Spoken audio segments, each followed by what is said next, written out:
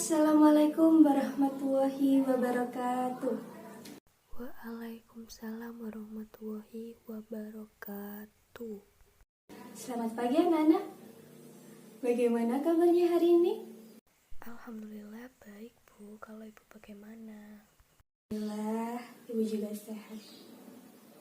Wah, pagi hari ini kelihatan cerah-cerah sekali ya. Apa sudah siap untuk melakukan pembelajaran hari ini? Semangat dong ya, pastinya. Siap Bu, sangat semangat. Sebelum kita mulai pembelajaran, alangkah baiknya kita berdoa dulu menurut agama dan kepercayaan masing-masing. Silahkan, siapa yang mau memimpin berdoa? Ketua kelas Bu. Silahkan ketua kelas dibimbing berdoa. Berdoa mulai. Berdoa selesai. Alhamdulillah, diharapkan kita bisa memperoleh ilmu yang bermanfaat dan barokah pada pembelajaran hari ini. Ya baik anak-anak, sebelum kita memulai pembelajaran, seperti biasanya kita menyanyikan lagu Indonesia Raya terlebih dahulu. Indonesia, tanah airku, tanah tumpah darahku. Di sanalah aku berdiri, jadi pandu hidupku. Indonesia, kebangsaanku, bangsa dan tanah airku. Marilah kita berseru, Indonesia bersatu. Hiduplah tanahku, hiduplah negeri, bangsaku, rakyatku semuanya. Bangunlah jiwanya, bangunlah badannya untuk Indonesia Raya. Indonesia Raya, merdeka, merdeka, tanahku, negeriku yang ku cinta. Indonesia Raya, merdeka, merdeka, hiduplah Indonesia Raya. Indonesia Raya, merdeka, merdeka, tanahku, negeriku yang ku cinta. Indonesia Raya, merdeka, merdeka, hiduplah Indonesia Raya.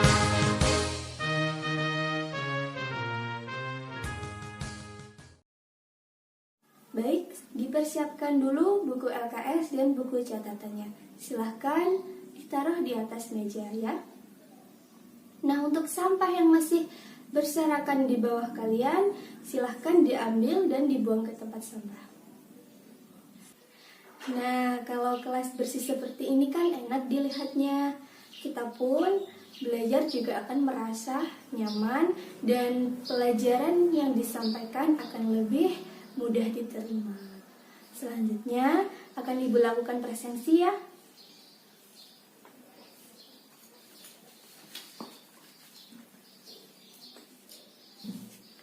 Baik, Ajisaka, Dea, Dila, Stephanie, Yayan, Fegi.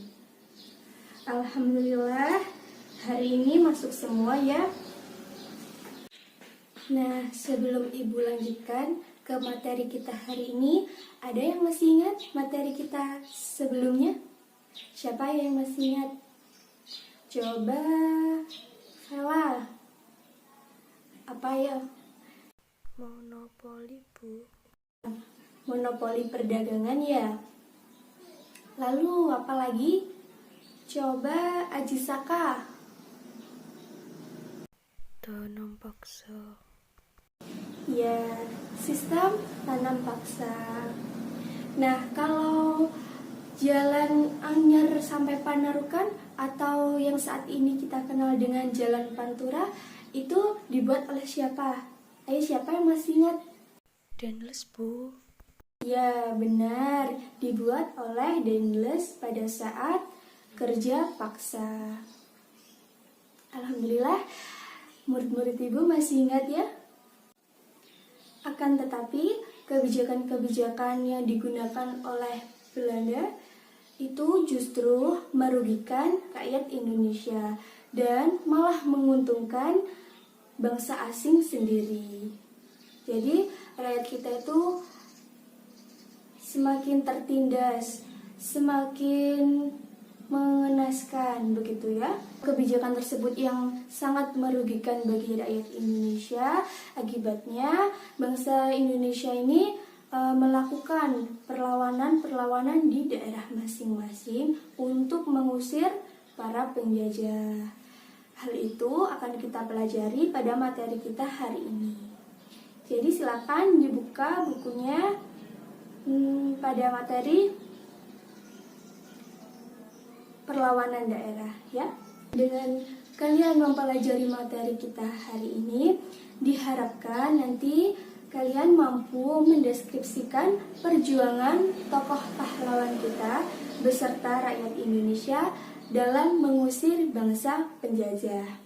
Serta diharapkan kalian mampu menghargai jasa para pahlawan kita dan kalian mampu memiliki sikap toleransi antara satu dengan yang lainnya. Kemudian, Ibu akan menampilkan PowerPoint tentang materi kita hari ini. Jadi, tolong diperhatikan dan dipahami dengan baik, ya. Pada kesempatan kali ini, kita akan membahas tentang bentuk-bentuk perlawanan rakyat Indonesia dalam menentang kolonialisme Barat di berbagai daerah. Adapun yang akan kita bahas yaitu ada 7. Yang pertama, Perang Pattimura di Saparua. Yang kedua, Perang Padri. Yang ketiga, Perang Diponegoro. Yang keempat, Perlawanan Rakyat Banjar. Yang kelima, Perang Bali. Yang keenam, Perang Aceh. Dan yang ketujuh adalah Perang Tapanuli. Yang pertama adalah Perang Pattimura di Saparua yang terjadi pada tahun 1817. Adapun sebab-sebab terjadinya perlawanan rakyat Maluku terhadap kolonial Belanda. Yang pertama, karena kedatangan Belanda membawa kegelisahan bagi rakyat Maluku, di mana rakyat Maluku masih terbayang-bayang akan penderitaan yang pernah dialaminya pada masa VOC. Lalu yang kedua, pemerintah Belanda ini menindas terus-menerus rakyat Maluku. Lalu yang ketiga, Belanda ini menduduki benteng Dorstad. Lalu yang keempat, Belanda menurunkan tarif hasil bumi yang wajib diserahkan, padahal pembayarannya cenderung tertunda-tunda. Lalu, pemerintah Belanda menjadikan pemuda Maluku untuk menjadi prajurit Belanda. Adapun proses perlawanan Perang Pattimura di Saparua, yaitu yang pertama, rakyat Maluku di bawah pimpinan Thomas Matulesi atau Kapiten Pattimura mengajukan daftar keluhan Presiden Van den Berg.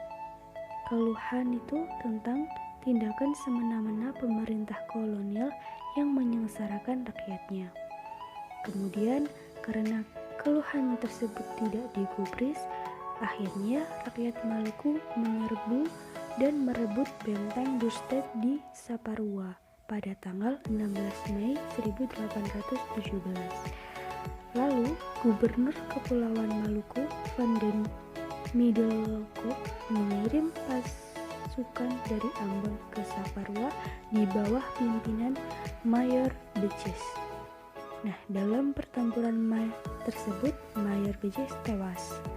Kemudian pada Agustus 1817, benteng Dorstad dapat direbut kembali oleh Belanda. Kemudian rakyat Maluku melakukan perang gerilya. Nah, perlawanan rakyat Maluku tersebut berakhir setelah Thomas Matulesi atau Kapitan Pattimura dan kawan-kawannya tertangkap pada tanggal 16 Desember 1817. Pattimura ini dihukum mati di benteng New Victoria, Ambon. Sebelum digantung, Pattimura ini berkata, "Pattimura tua boleh dihancurkan, tetapi sekali waktu kelak Pattimura muda akan bangkit." Itulah kata-kata Kapitan Pattimura yang menjadi terkenal. Lalu yang kedua yaitu Perang Padri yang terjadi pada tahun 1821 sampai 1837.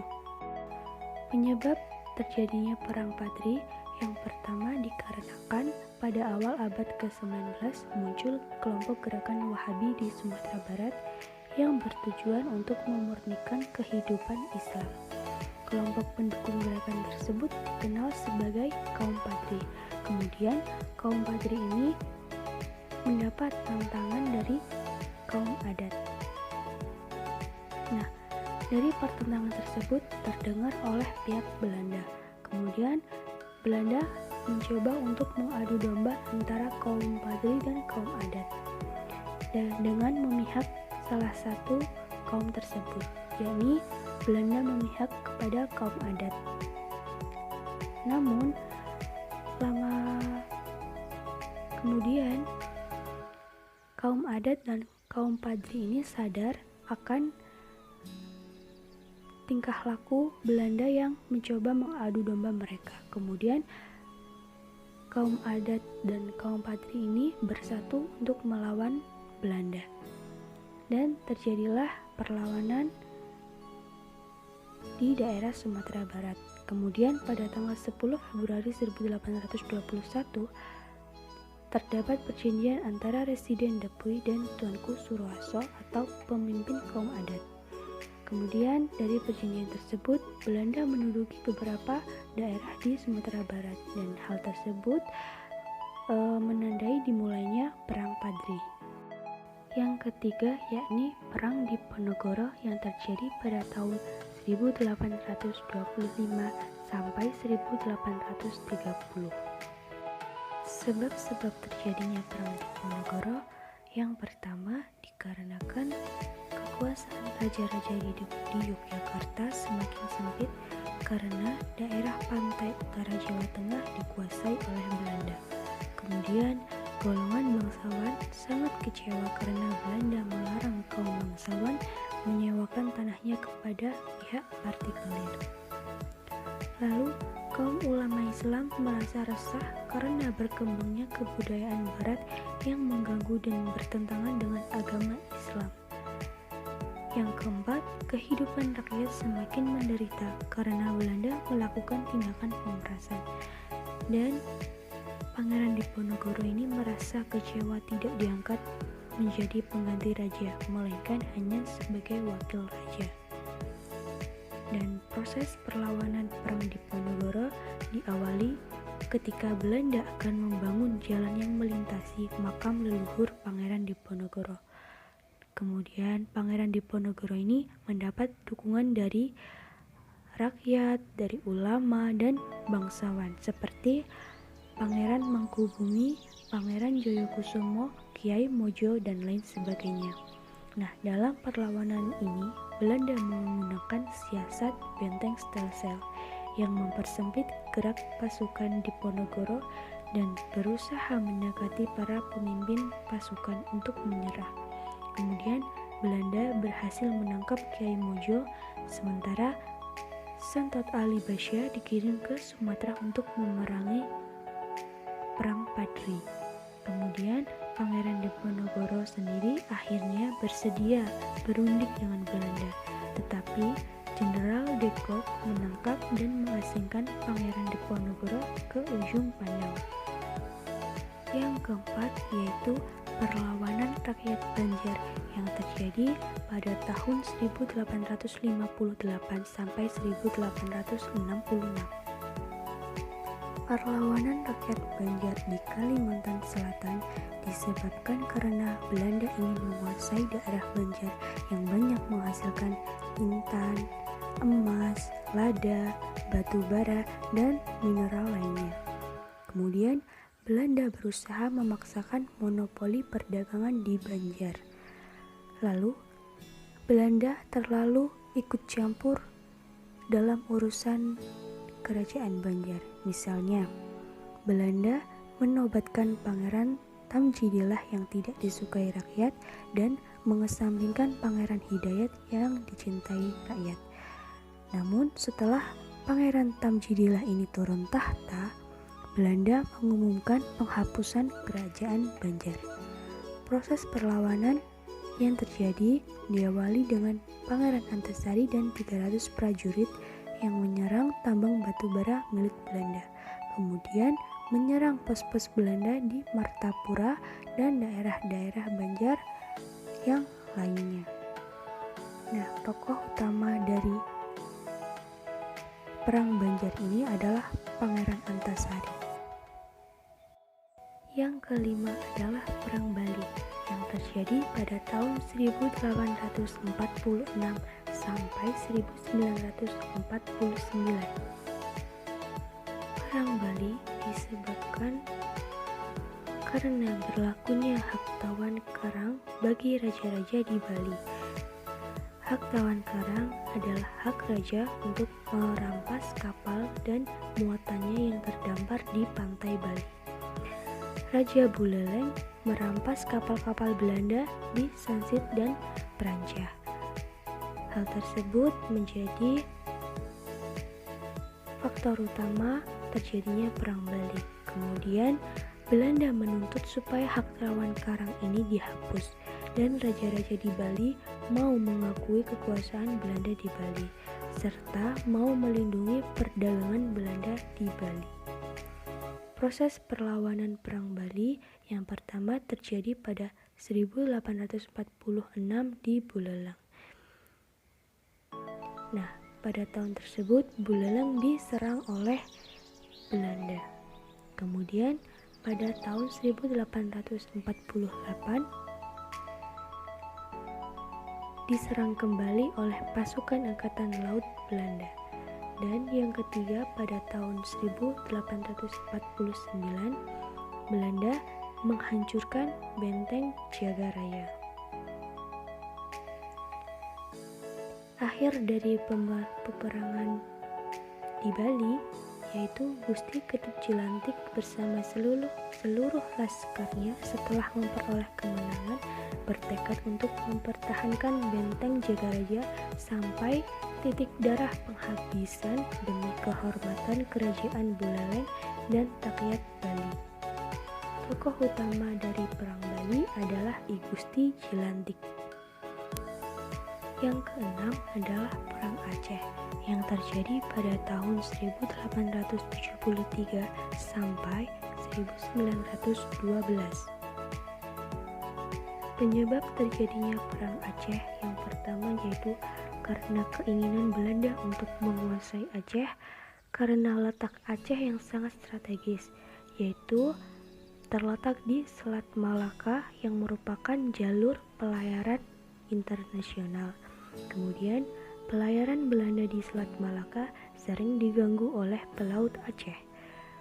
Kemudian, Traktat Sumatera yang ditandatangani oleh Inggris dan Belanda pada tahun 1871 memberi peluang Belanda untuk menyerang Aceh. Kemudian, Belanda mencurigai Aceh yang menjalin hubungan diplomatik dengan Turki, Amerika Serikat, Italia, dan Singapura. Kemudian, proses perlawanan yang terjadi yang pertama pada tanggal 5 April 1873. Dengan 3.000 tentara dilakukan serangan terhadap masjid. Kemudian pada November 1873 dengan 8.000 pasukan dilakukan penyerangan kembali yang kedua. Lalu pada tanggal 9 Desember 1873 terlibat pertempuran yang sangat sengit antara Belanda dan rakyat Aceh. Dan yang ketujuh adalah Perang Tapanuli yang terjadi pada tahun 1878 sampai 1907. Perang Tapanuli disebabkan karena perlakuan Belanda yang menyebar agama Nasrani secara paksa kepada rakyat Tapanuli. Kemudian, keinginan Belanda untuk mewujudkan Pak Neerlandica, yaitu upaya mencapai perdamaian untuk melindungi kepentingan modal Belanda. Nah, karena hal tersebut terjadilah proses perlawanan pada tahun 1878 di mana Belanda menyerang Tapanuli. Dan kemudian diawali oleh operasi militer yang dipimpin oleh Jenderal Van Dalen. Kemudian serdadu Belanda dibendung oleh rakyat Tapanuli dan perlawanan pun tak dapat terhindarkan. Nah, di Tapanuli, Sumatera Utara terdapat Kerajaan Batak, di mana raja terakhirnya adalah Sisingamaraja XII.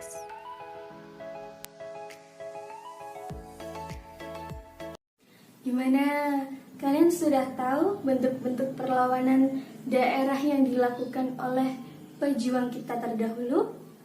Sudah, Bu.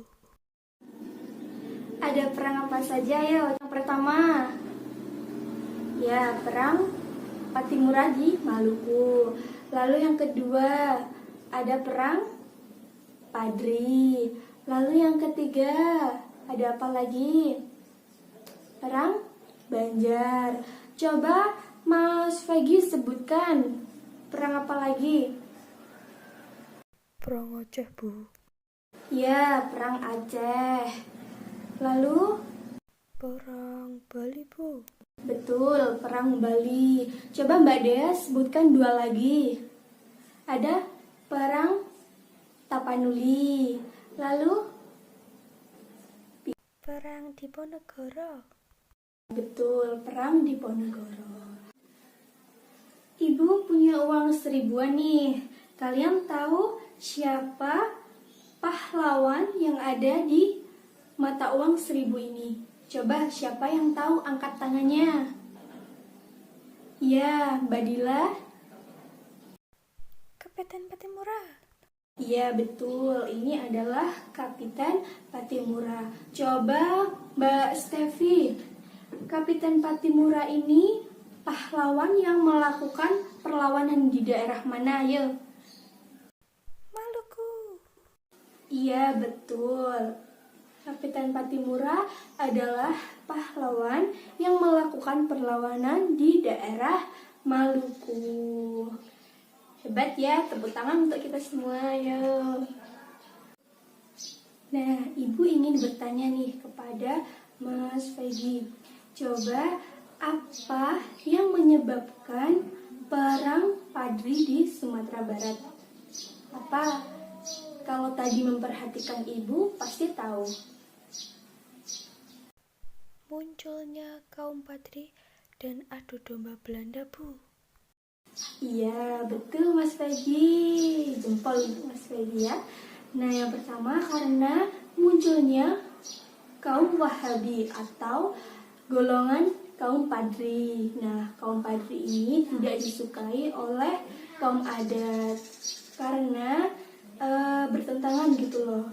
Nah, kaum Padri ini kan golongan ulama ya. Nah, kalau kaum adat ini belum terlalu Islami banget gitu loh. Jadi ada pertentangan di sini. Nah, kemudian karena Belanda tahu ada pertentangan di sini, maka Belanda ini mencoba mengadu domba antara kaum Padri dan kaum adat.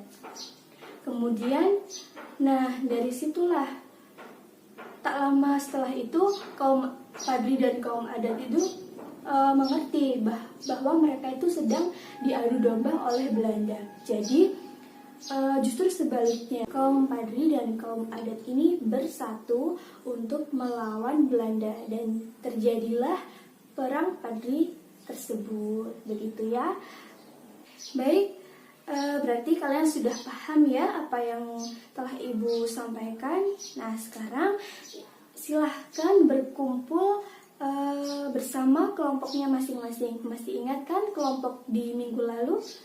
Iya, silahkan nanti Ibu bagi pertanyaan ya, pertanyaan tiap kelompok. Nanti silahkan didiskusikan bersama kelompoknya masing-masing. Dan jika sudah selesai, bisa dipresentasikan ke depan. Nah, di sini Ibu punya 4 pertanyaan untuk masing-masing kelompok.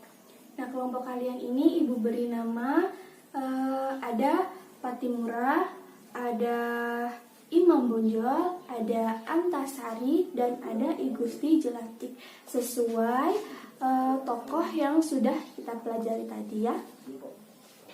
Nah, ini Ibu bagikan ke kalian, silahkan didiskusikan dan nanti jika sudah selesai bisa dipresentasikan ke depan ya.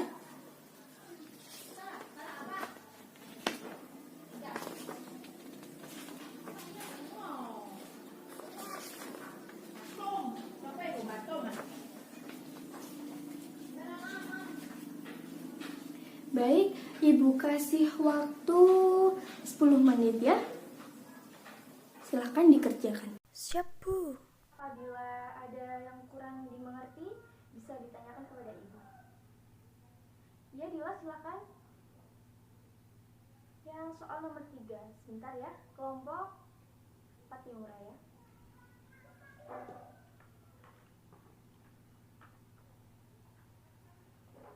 Soal nomor 3.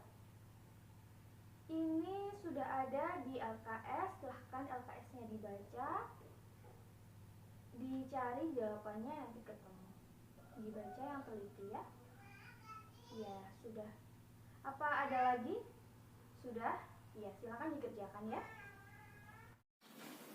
Baik anak-anak, waktunya sudah habis.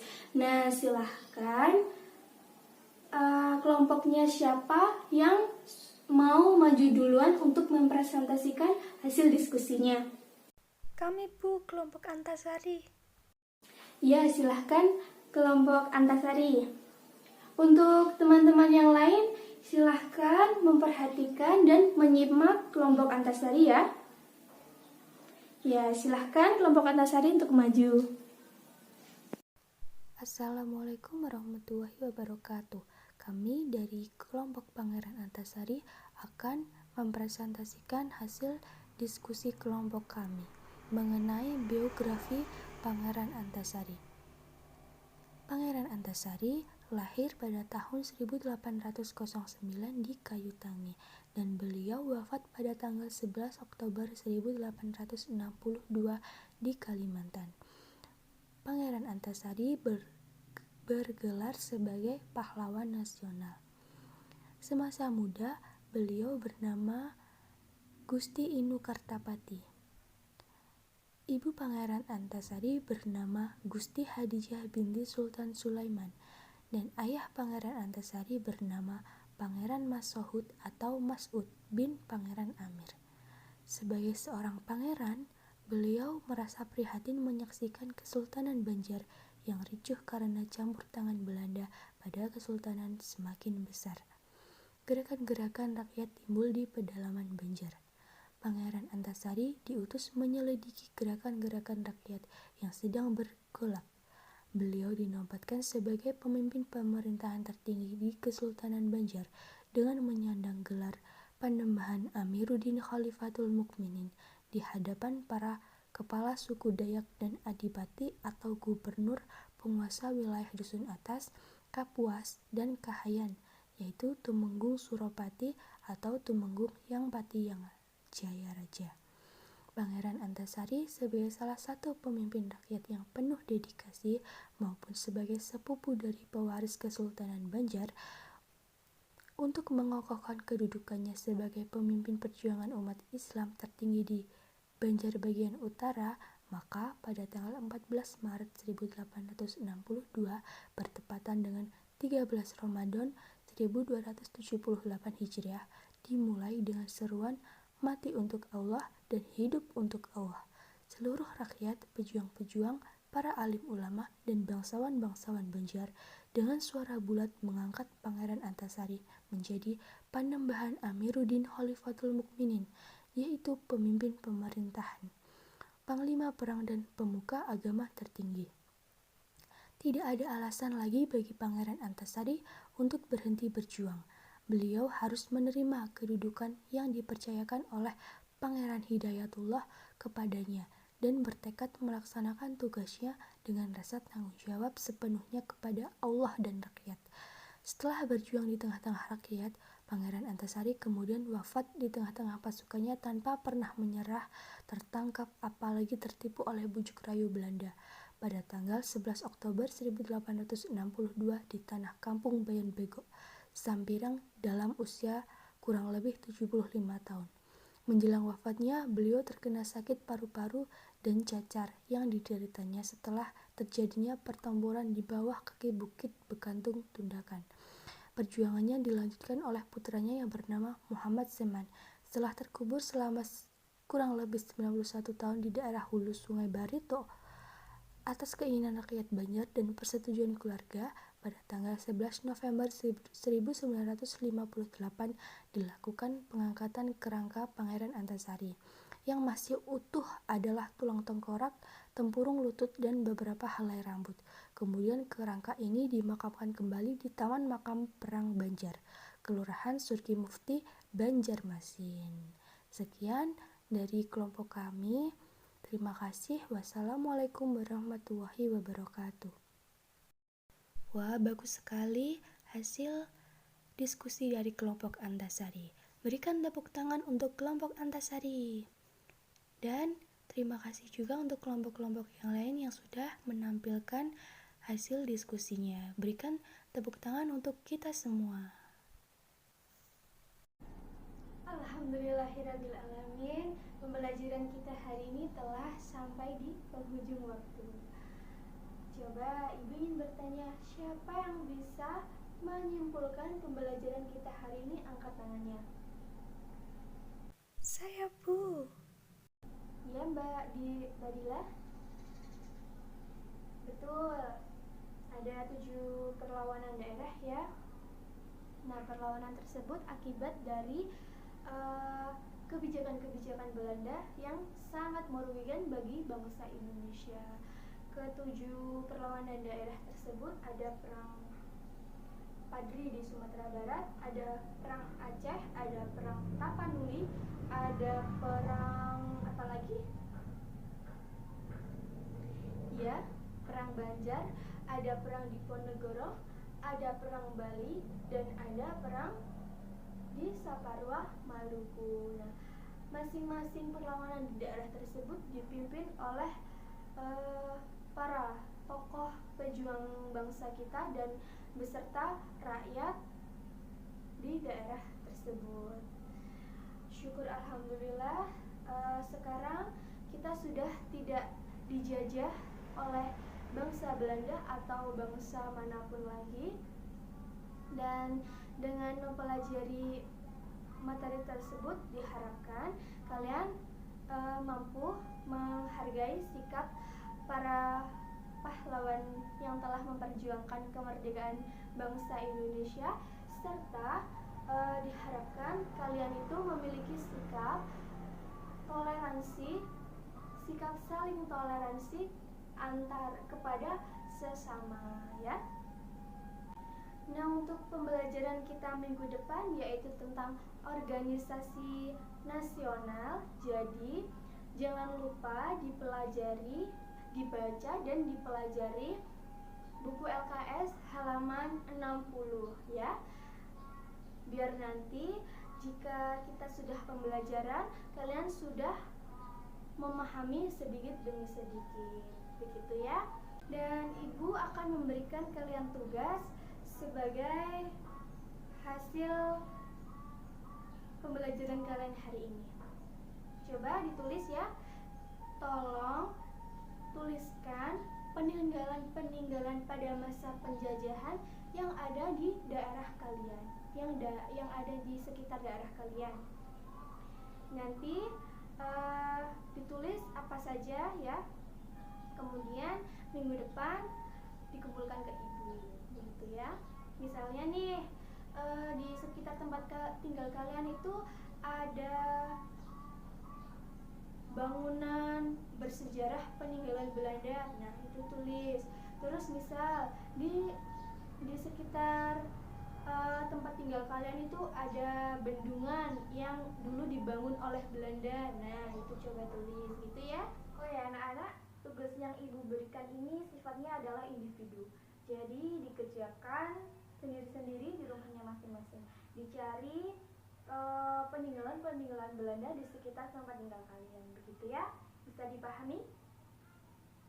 Baik, karena waktu kita sudah selesai, untuk pembelajaran hari ini apabila ada kurang lebihnya, ibu mohon maaf yang sebesar-besarnya, dan semoga kalian memperoleh ilmu yang bermanfaat dan barokah. Baik, assalamualaikum warahmatullahi wabarakatuh.